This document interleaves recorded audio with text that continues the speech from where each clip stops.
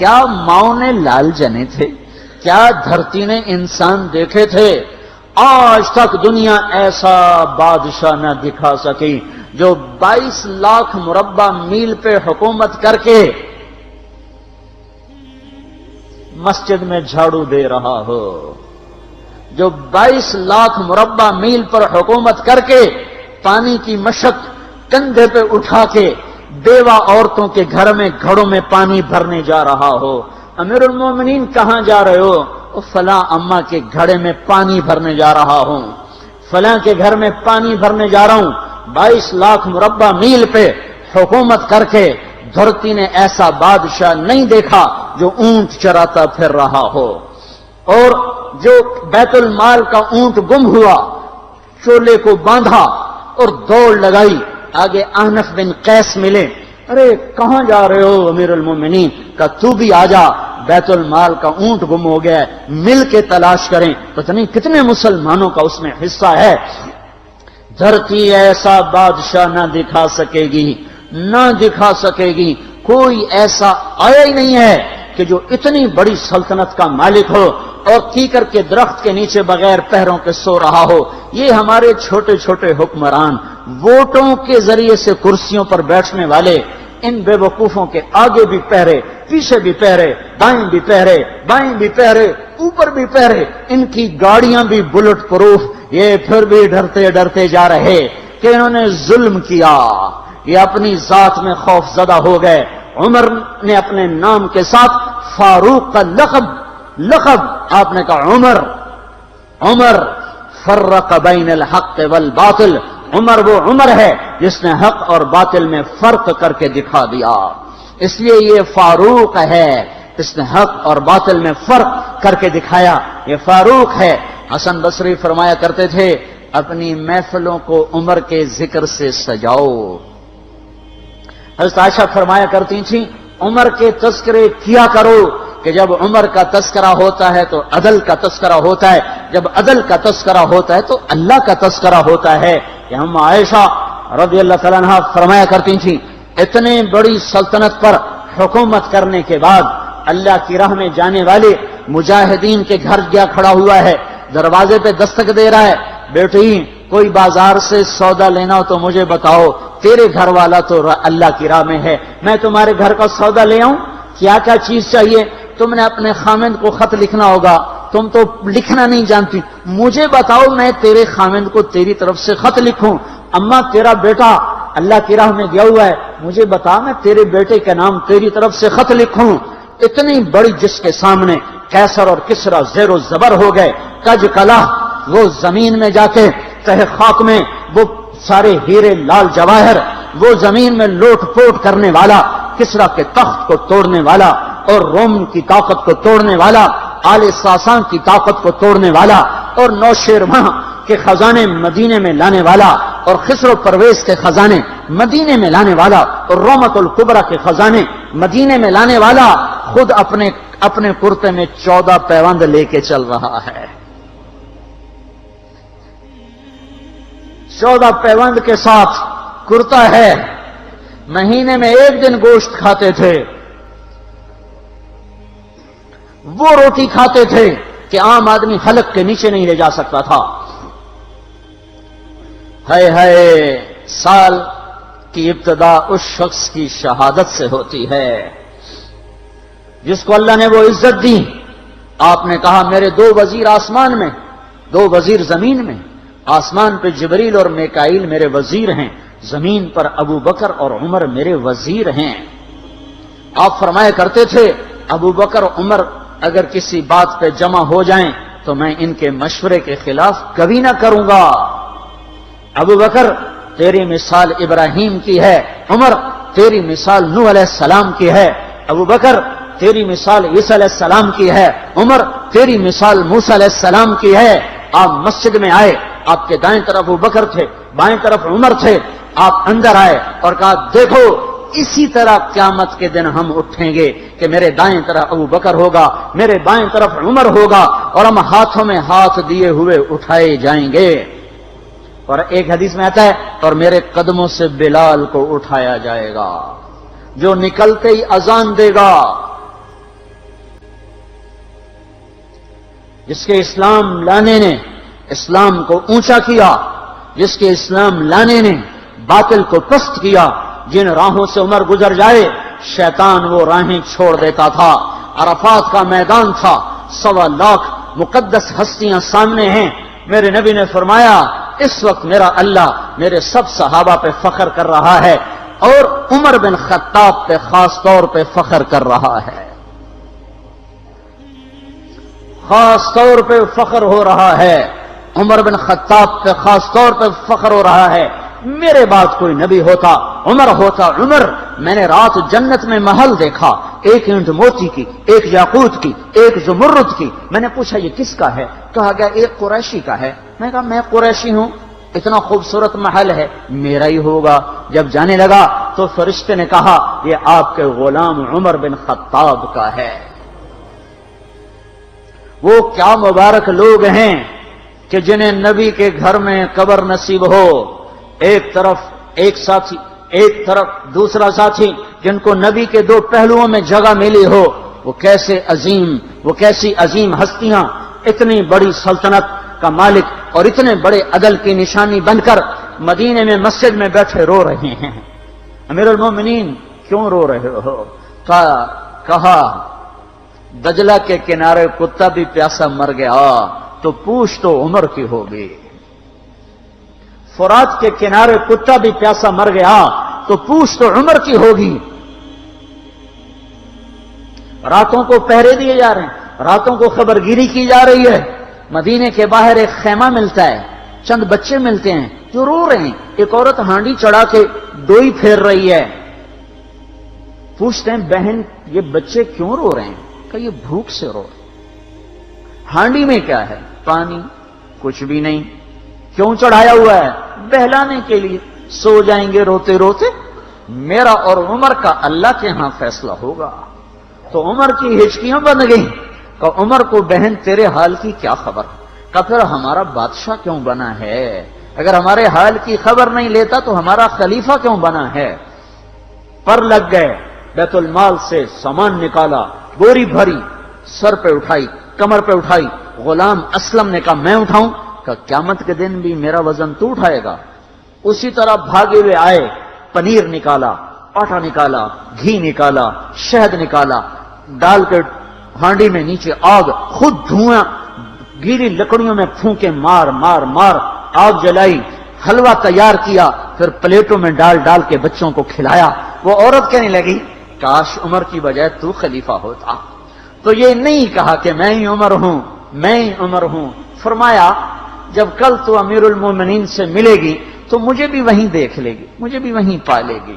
پھر وہاں بیٹھ کے دیکھتے رہے، اٹھ کے چل دیے۔ بچے ہنسنے لگے، کھیلنے لگے تو اپنے غلام سے فرمایا میں نے انہیں روتا دیکھا تھا، میرا جی چاہا میں انہیں ہنستا بھی دیکھوں۔ 22 لاکھ مربع میل پہ اسلام پھیلا کر حکومت اس سے بھی بڑے علاقے میں لوگوں نے کی۔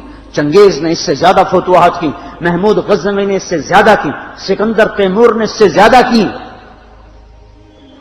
پر فتوحات کر کے یوں خدمت کر رہا ہو، پانی بھر رہا ہو، اونٹ چرا رہا ہو، امامت کرا رہا ہو، 14 پیوند لگے کپڑوں کے ساتھ خلافت کے تخت پر بیٹھا ہوا ہو، یہ دھرتی میں پھر کوئی نہیں آئے گا۔ ہے نماز میں خنجر لگا، نماز پڑھاتے ہوئے 27 ذوالحج، 27، 28، 29 یکم کو انتقال ہوا۔ یکم محرم موت کے آثار گہرے نظر آئے۔ بیٹے کو بلایا کہ بیٹا جاؤ اما عائشہ سے پوچھ کے آؤ کہ عمر اپنے ساتھیوں کے ساتھ دفن ہونے کی اجازت چاہتا ہے۔ امیر المومنین کے لقب سے بات نہ کرنا، عمر کہنا، عمر اب میں امیر المومنین نہیں رہا۔ جب وہ پوچھنے گئے تو حضرت عائشہ رو رہی تھیں۔ انہوں نے عرض کیا اما جان میرا باپ اپنے ساتھیوں کا پڑوس چاہتا ہے۔ انہوں نے فرمایا یہ جگہ تو میں نے اپنے لیے رکھی تھی، لیکن اگر عمر چاہتے ہیں تو ان کو مجھ پر فضیلت ہے، میں ان کے لیے دستبردار ہوں۔ انہوں نے واپس آ کر خوشخبری سنائی، مبارک ہو اجازت مل گئی۔ کہ نہیں شاید میرے شرم میں اجازت دی ہو، جب مر جاؤں تو مجھے دوبارہ دروازے کے سامنے رکھ کر پھر جا کے پوچھنا، اس وقت اجازت ملے تو پھر لے جانا، ورنہ مجھے بقیع کی طرف لوٹا دینا۔ اتنے میں حضرت علی آئے، پریشان دیکھا، عمر کیوں موت سے ڈر گئے؟ کہ نہیں، موت کے بعد کی گھاٹی سے ڈر رہا ہوں۔ کہ ڈرو نہیں، میرے ان کانوں نے سنا ہے اور اتنی دفعہ سنا ہے کہ میں گن نہیں سکتا کہ اللہ کے نبی فرمایا کرتے تھے ابو بکر اور عمر جنت کے بڑی عمر کے لوگوں کے سردار ہیں۔ آپ نے فرمایا تو اس بات کی گواہی دے گا؟ کہ میں بھی دوں گا، میرا بیٹا حسن بھی دے گا۔ امام حسن بھی ساتھ تھے۔ کہ میں بھی دوں گا، میرا بیٹا حسن بھی گواہی دے گا۔ پھر بھی ہے جو جنت کی بشارتیں لیے ہوئے ہیں، 10 مبشرہ، ابو بکر جنتی، عمر جنتی، عثمان جنتی، علی جنتی، طلحہ جنتی، زبیر جنتی، ابو عبد الرحمن بن عوف جنتی، ابو عبیدہ بن جراح جنتی، سعید بن زید جنتی۔ آپ نے نام لے کر گنے، نام لے کر گن کر کہا، سنو ابو بکر جنتی ہے، عمر جنتی ہے، عثمان جنتی ہے، علی جنتی ہے، طلحہ جنتی ہے، زبیر جنتی ہے، سعد بن ابی وقاص جنتی ہے، عبد الرحمن بن عوف جنتی ہے، ابو عبیدہ بن جراح جنتی ہے، سعید بن زید جنتی ہے۔ میں ان سے راضی ہوں، لوگوں ان کا حق پہچانو، میں ان سے راضی ہوں، میں ان سے راضی ہوں۔